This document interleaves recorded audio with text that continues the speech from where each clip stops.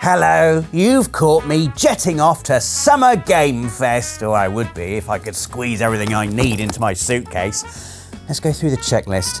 I've got my pants and socks and t-shirts, 2 litres of Dr. Pepper, my lucky Jar Jar Binks, dress shoes in case any Hollywood celebs want to see my feet. I've got the baby from Death Stranding to check for ghosts. There's a backup Dr. Pepper, a bowler hat, a mid-flight snack, Trivial Pursuit, I lost the travel edition, a model of Cloud in a dress, and of course, a tiny replica PS4.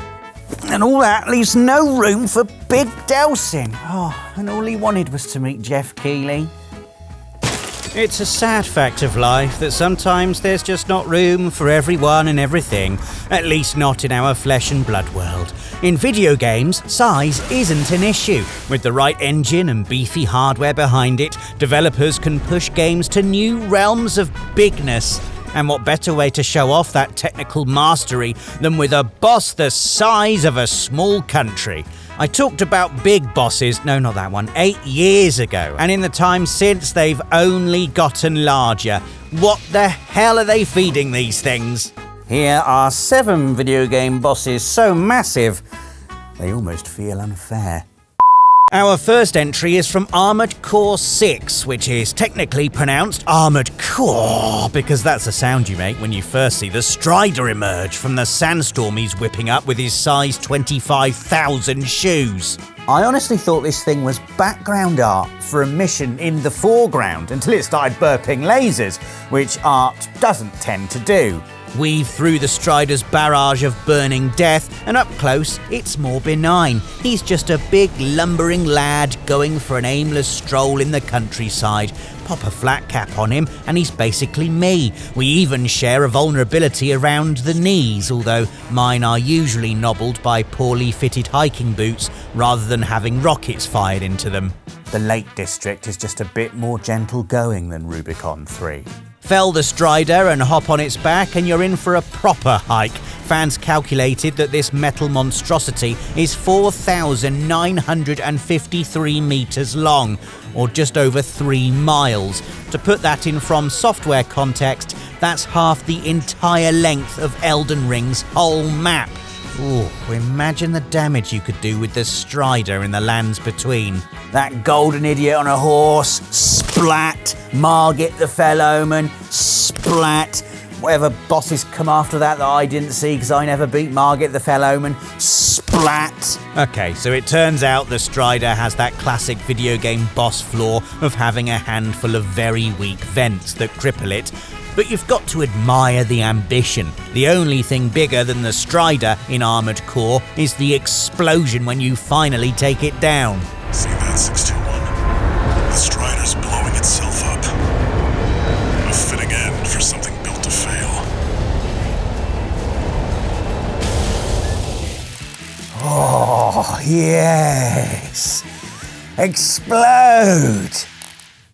Next up, Final Fantasy XVI, because I'm still trying to convince lead actor Ben Starr to be my best friend, and because you can't talk big bosses without acknowledging the Final Fantasy series, home to Final Fantasy X's enormous sin and Final Fantasy XV's even chunkier Adamantoise.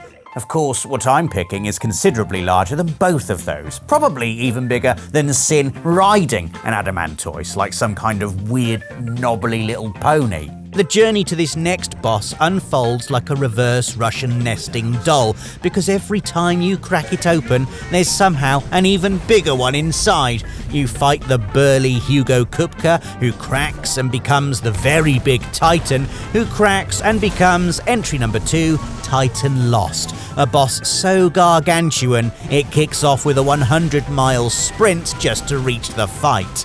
And when you do reach him, you realise that you've essentially got to take down Mount Everest with a toffee hammer. Exactly how titanic is Titan Lost? It's difficult getting him to stand still next to a door frame so you can make a little pencil mark and fetch the tape measure, so we've only got a back of an envelope calculation to go on. If Clive is roughly 1.8 metres tall, Ifrit's about 10 Clives or 18 metres tall. When Titan Lost drops his fist into combat, his little finger looks about 20 Ifrits or 350 160 meters. Now, my height is 35 times my little finger, so by that same logic, Titan Lost is 12.6 kilometers tall, which is actually a Mount Everest and a half you have to take down with the toffee hammer. Of course, the only figure that really matters is the enormous damage value at the end of the battle, when Titan Lost makes the strategic error of throwing both Ifrit and one of his own spiked limbs into the stratosphere. And what goes up must come down. This game is over!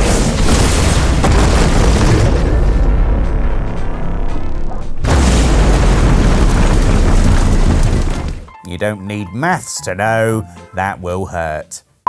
Entry number 3 is Kingdom Hearts, and that bit where Ansem becomes a giant space boat for reasons that probably made perfect sense when I was 15, but now leave me desperately rubbing my head against a Kingdom Hearts wiki page, hoping some of that deep lore will trickle in by osmosis.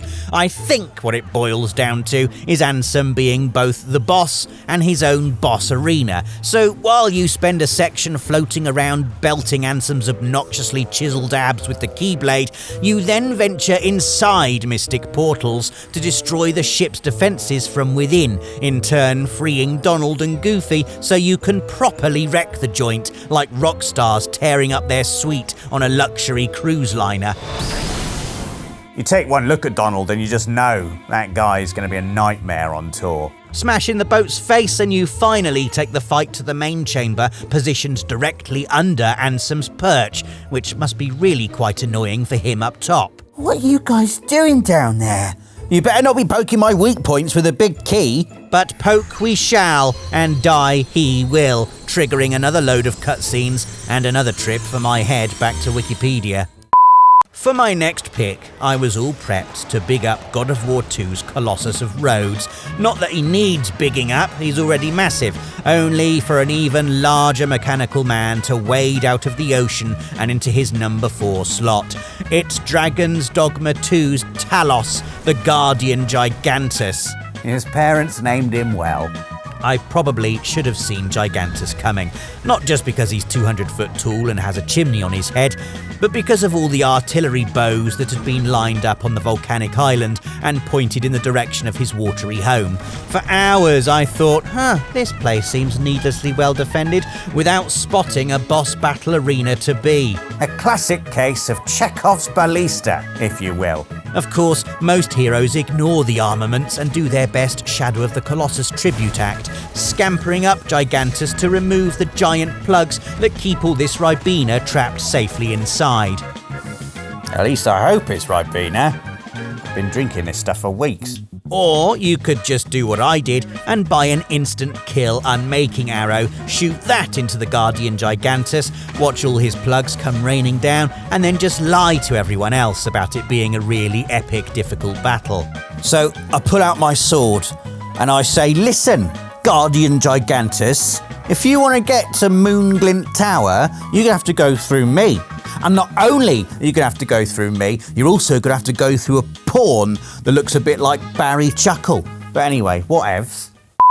I bet you thought this list would feature a huge monster from Resident Evil, but I'm going to go one better and give you an evil residence. Entry number 5 is Lady Osakabe from Neo 2, who eagle-eyed viewers will notice is less of a lady and more of a giant demonic castle. It's what estate agents would refer to as a character-filled property.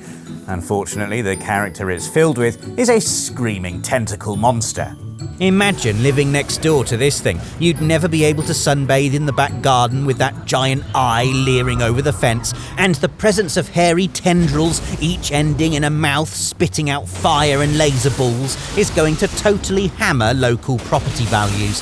On the plus side, Deliveroo drivers won't ever struggle to find your address. Yeah, if you turn around, you should be able to see like a big demon castle thing, and it's got like an evil red eye outside it as well. Yeah, that's the place. Yeah, if you could mask the smell of the pizza as well, that'd be cool, because I think the tentacles look a bit hungry. Amazingly, this isn't just Team Ninja having a mad cheese dream. Osakabe is based on the Japanese folktale of Osakabe Hime, a yokai or spirit thought to inhabit Himeji Castle. In the myth, she's just a slightly miffed lady who whispers portents of doom in the ear of the castle's lord. There's no mention of her having a health bar the length of the M1 motorway. And the folktale doesn't end with her getting poked in her huge red eye. I think I prefer Neo's version.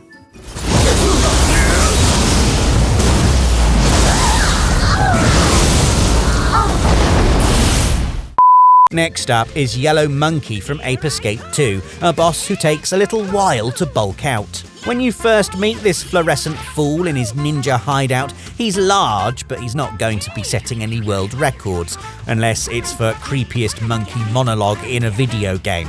You can't just simply attack my body. What delightful fun!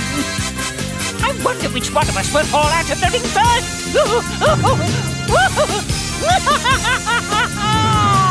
This guy's less King Kong and more King Wrong. After you've thrashed the moderately sized yellow monkey in the sumo ring, he does what I do when one of my videos underperforms. Eliminate the bad thoughts by eating my own weight in sweets. They don't manufacture Whisper Golds in the Ape Escape universe, so Yellow Monkey makes do with Vita Z bananas, meaning the next time you meet him, he has a potassium-powered potbelly and hands so big the fight can take place in his palm. It reminds me of the Kronos fight in God of War 3, this, albeit slightly more child-friendly. Think about it. Both Yellow Monkey and Kronos attempt to crush their minuscule attackers under giant fingers. Both bosses begin to feel a bit peckish mid-fight and try to eat their respective opponents. You even end up dueling with waves of smaller minions dropped onto the limbs of the bigger boss, although Jimmy gets to deck his pig attackers with a lightsaber, which is somehow even cooler than the Blades of Chaos. Finally, to underline the point, both fights end in brutal body horror. Over on Kronos, Kratos puts you off ever biting your nails again, while in Ape Escape, Jimmy jumps into Yellow Monkey's mouth and punches his decaying teeth out of his jaw. I think Ape Escape 2 might actually be more violent than God of War 3. Last but not least, because least isn't in the vocabulary of these boss designers, we have Horus from Horizon Forbidden West's Burning Shores DLC. Technically, we see these mountain-sized mechs slumped around both Horizon games, but we never expect to fight one. Who would be dastardly enough to reboot the mechs that ushered in mankind's extinction? Spoiler alert, a character in the Burning Shores DLC is dastardly enough. This humongo bot does take a second to get out of bed, poking a toe out from under the duvet with a single tentacle before deciding that yes, it's warm enough to cast off the blanket, fully emerge and demolish half of the DLC map in the process. Once it's awake, there's no doubt this is a boss as only a PS5 can render it, a staggering technical feat that leaves you unsure if you should be applauding it or sticking explosives up its exhaust pipe. If you don't want to become Aloy-flavoured jam, I recommend the exhaust pipe approach. My question is whether the boss is the massive Horus itself or the tiny man driving it from the inside. Bringing the Horus down is a long song and dance. You have to blow up heat sinks, dodge electrical tidal waves, climb up its legs, smash more heat sinks, dodge these 4 tentacles, blow up their heat sinks. Then you get a special treat, blowing up a big heat sink, and then you get to swim inside and fight the geeky dude at the controls. So it ends up being quite a small boss fight inside a big boss fight. And I guess the overall question is the boss fight the weird outer skin, or is it the man operating the weird outer skin? I don't know why you're looking at him, he's real. Phew, we made it. I was worried YouTube was going to buckle under the strain of too many massive things in one video. Let's push our luck further by having you list your favourite huge bosses in the comments below, and clicking the thumbs up button and subscribing to the channel while you're down there. Hit the notification bell too, so you never miss our lists when they go live at 4 PM every Friday. See you again this time next week. Bye for now.